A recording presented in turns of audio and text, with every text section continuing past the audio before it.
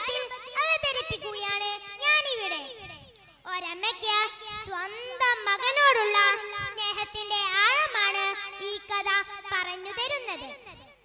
കിളിപ്പുള്ളിക്കര ഗ്രാമത്തിലെ ഒരു കൊച്ചു വീട്ടിൽ അന്നും പതിവ് പോലെ കുട്ടികൾ വന്നു. എന്തിനാണെന്നോ മുത്തശ്ശി പറയുന്ന കഥ കേൾക്കാൻ. അപ്പോഴാണ് പടു വികൃതിയായ ഉണ്ണിക്കുട്ടൻ മുത്തശ്ശിയുടെ അടുത്തെത്തിയത്. മുത്തശ്ശി മുത്തശ്ശി, അമ്മ എന്നെ തല്ലി, അമ്മ ചീത്തയാ.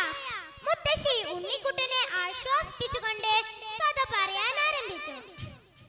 പണ്ട് പാറക്കെട്ടിനു മുകളിൽ ഒരു ഭൂതം താമസിച്ചിരുന്നു.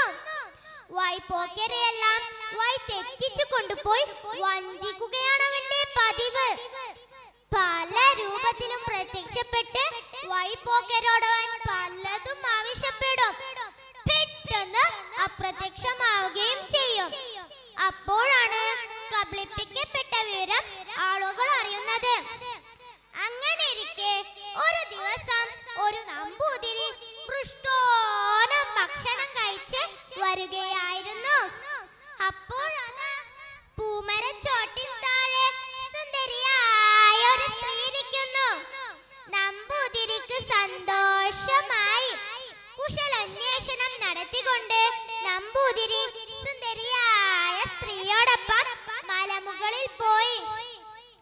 അങ്ങനെ പോയ നമ്പൂതിരിയെ പിന്നെ ആരും കണ്ടില്ല.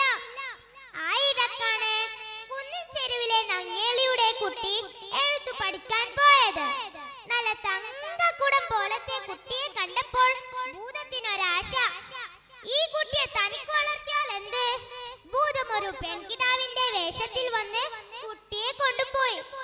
സന്ധ്യയായിട്ടും കുട്ടിയെ കാണാതെ നങ്ങേലി മലമുകളിൽ അന്വേഷിച്ചു നടന്നു. അപ്പോഴാണ് ആ വഴി വന്ന ചാത്തനെ കണ്ടത്. നങ്ങേലി ചാത്തനോട് ചോദിച്ചു, എന്റെ കുഞ്ഞിനെ ഈ വഴിയിലെങ്ങാനും കണ്ടോ ചാത്ത? അപ്പോൾ ചാത്തൻ പറഞ്ഞു, ഓമ്പ്രാട്ടിയെ മലമുകളിൽ കളിക്കുന്നത് കണ്ടു. കൂടെ ഒരു കൊച്ചമ്പ്രാട്ടിയും ഉണ്ടായിരുന്നു. കുന്നിൻ മുകളിലെ ഭീകരനായ ഭൂതമാണ് തന്റെ കുഞ്ഞെ തട്ടിക്കൊണ്ടുപോയതെന്ന സത്യം നങ്ങേലി ഞെട്ടലോടെ മനസ്സിലാക്കി. നങ്ങേലി കരഞ്ഞുകൊണ്ട് ഭൂതത്തിനടുത്ത് പാനെത്തി. അല്ലയോ കുന്നിൻ ചെരുവിലെ ഭൂതമേ, എനിക്കെന്റെ കുഞ്ഞിനെ തിരിച്ചു തരുവോ? ഉണ്ണിയുടെ അമ്മ എത്തിയതു കാരണം ഭൂതം എന്തു ചെയ്തെന്നോ? ഒരു കൊടുങ്കാറ്റടിപ്പിച്ചു അമ്മയെ പിന്തിരിപ്പിക്കാൻ ശ്രമിച്ചു. പക്ഷേ നങ്ങേലി പതറിയില്ല. ഭൂതം പല മായാവിദ്യയും കാട്ടി അമ്മയെ പിന്തിരിപ്പിക്കാൻ ശ്രമിച്ചെങ്കിലും ഒരടി പോലും പിമ്പോട്ട് പോവാൻ അമ്മ തയ്യാറായില്ല. അവസാന ഭൂതം പറഞ്ഞു, നിന്റെ രണ്ട് കണ്ണുകളും ചുവന്നെടുത്ത് എനിക്ക് തന്നാൽ ഞാൻ നിന്റെ ഉണ്ണിയെ തിരിച്ചു തരാം. അപ്പോൾ ആ പാവ അമ്മ തന്റെ ഉണ്ണിയെ കിട്ടാൻ വേണ്ടി രണ്ട് കണ്ണുകളും ചുവന്നെടുത്ത് ഭൂതത്തിന് കൊടുത്തു. ഭൂതത്തിന്റെ സൂത്രം കേൾക്കണോ? അമ്മയ്ക്ക് കണ്ണില്ലാണ്ടായില്ലേ? ഭൂതം ഒരു തെച്ചിപ്പൂ പറിച്ചെടുത്ത് മന്ത്രം ജപിച്ച് മറ്റൊരു ഉണ്ണിയെ നിർമ്മിച്ച് അമ്മയ്ക്ക് എടുത്തു.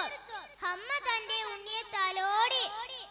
പെട്ടെന്ന് നങ്ങേലിക്ക് മനസ്സിലായി ഇത് തന്റെ ഉണ്ണിയല്ലെന്ന്.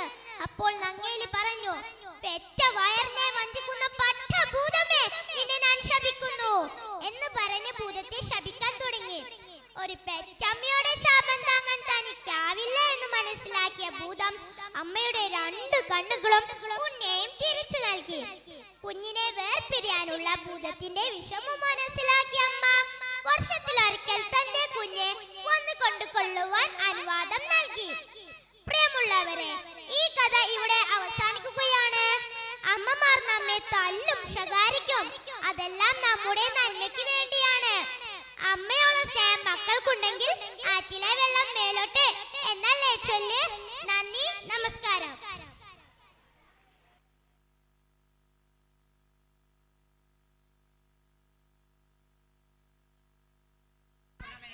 Thank you. High five. Next.